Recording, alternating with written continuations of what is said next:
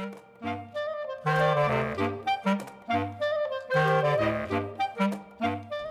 right now we're with Mariko and Jillian Tamaki. The book is This One Summer. Thanks so much for being here. Thank you. Thanks for having us. This book is wonderful. I grew up going to a special summer place. And this book tells the story of just that kind of place. Maybe you could tell me a little bit about, first of all, how you guys work together and co-create this book. Well, This One Summer is our second book together, and I am a writer and Jillian is an illustrator. But really it's a collaborative process. It's really about sort of like two people sort of bringing two different pieces of a story together in some ways. I start off with a script that sort of looks like a theater script, and then I pass it on to Jillian, and then usually we have many conversations about what the story is about and kind of like feel out and edit things together. And then yeah, I mean, I think there's like, you know, part of the story of the summer and the cottage. I'm from Calgary, Alberta, and we don't really do that. You grew up in Toronto, where that's much more of a thing that you do. So the story and the characters are yours on the, you know, in the inception, and then I feel like at the foundation, I get to build the house on top of it, and there are elements that are very collaborative, and then there are elements that are just very, very solitary, and we sort of come together mostly in the editing process, but you know, with comics, they're just very, very, you know, labor intensive and demanding. So a lot of it is just sitting alone, doing stuff by yourself. Yeah. Yeah. So the story is, there's some really tough elements in the story. We're talking about a family that's having a lot of difficulties, a husband and a wife, and its effect on their child, and their effect on the memories that this child has of this very special place and how that's being affected. At the same time, she's growing up and she's seeing things for the first time, and sort of her world is being exposed to some very adult feelings for the first time. yeah. So when you're thinking about that, how does that affect the way you're drawing it and the way you're telling it, and how you're going to present that to your audience?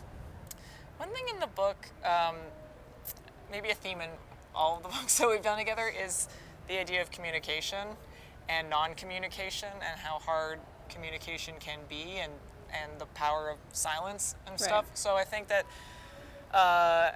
the pictures tell another version of the story, or an alternate level of the story, or it fills in the gaps, and maybe that is where some of the difficult themes get really fleshed out, and they're more visible almost in the visuals. Yeah, I mean, I think a lot of it is that kind of like, it is a really great way to look at miscommunication, whereas instead of spelling it out, you can kind of leave those spaces where the reader is in the same position as the characters sometimes, where, you know, there's a scene where the parents have this fight, and then you're sort of pulling away from the parents, and you're sort of pulling away as the sort of little girl's pulling away, you know, and the parents are kind of disappearing on the horizon. So I think it's a really great way of evoking the feeling of that kind of dissonance and the feeling of that kind of distance you get without necessarily having to explain it, which I think is, you know, so much stuff when you're a kid does feel unexplainable and kind of alien, and I think comics are a really great way of sort of showing that as opposed to telling it. I do too. I don't think that there's some really wonderful panels in here where you get further and further away, or you move in closer, and all of a sudden you're sort of getting an exploded view of something. You're like right on top of it. And those ideas of, they provide like a sort of a clarity and a focus on an idea that you wouldn't necessarily get as you're reading the words. Yeah.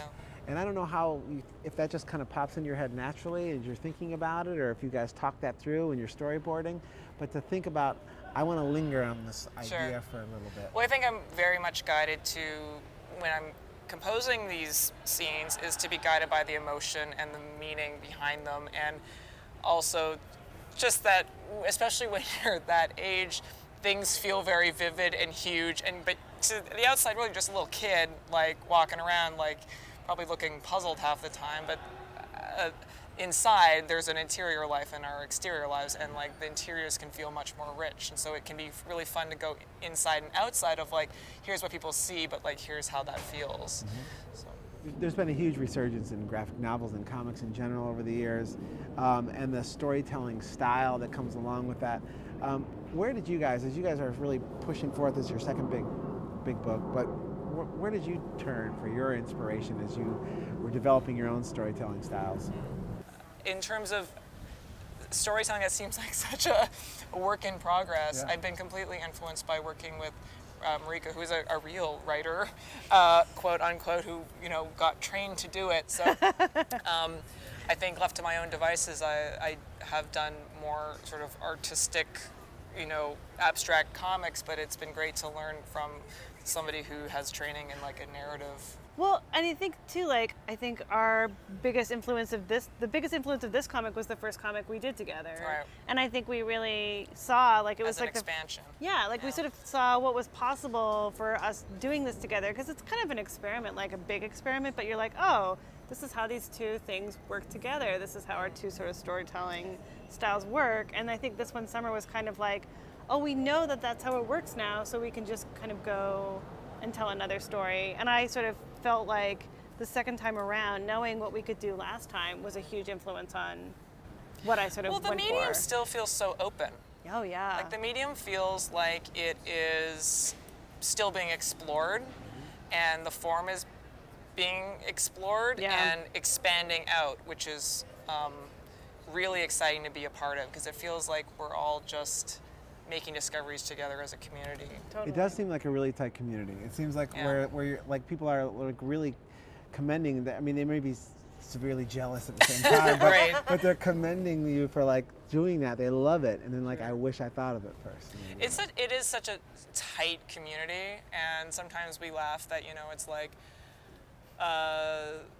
there's not a lot to be jealous of in a way, because it's so unlucrative when you really break down Right.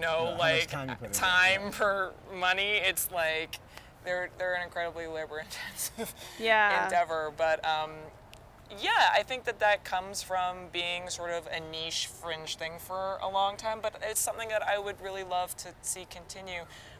Partially, I just think that the dedication and sort of, you need to have a weird quirk in your brain to actually be a cartoonist and stick through projects like that. Kind of weeds out people that don't really want to do it that badly. Yeah, there's no posers, right. like you either do it or You're you in all the don't. way. It's kind of I think too, like the way sort of the comic, like book festivals, right? Like it's kind of like this weird family reunion where you get to see people that you only get to see like in other cities other than where you live. And I feel like because comics is you sort of sitting at a convention for like 2 days behind a table with your comics, it's kind of like these prolonged, it's like you actually feel like you kind of go through this like, summer camp with all these people where you get to see them and spend all this time with them. So it really is this really cool. And especially for me, for the women in comics, like watching all these people who have kind of shown up when we showed up and watching how they've expanded is really inspiring. Yeah, it is inspiring, and for me, the stories themselves, and you tackle some really serious subjects in these books, but you do it in a way that that makes them deep and meaningful and interesting to look at. And it reminded me of summers that I had in ways, but I think it's a beautiful book, and I really appreciate you guys joining us, Jillian and Mariko Tamaki. Thank you so much. Thank you so Thank much you. for having us. Yeah.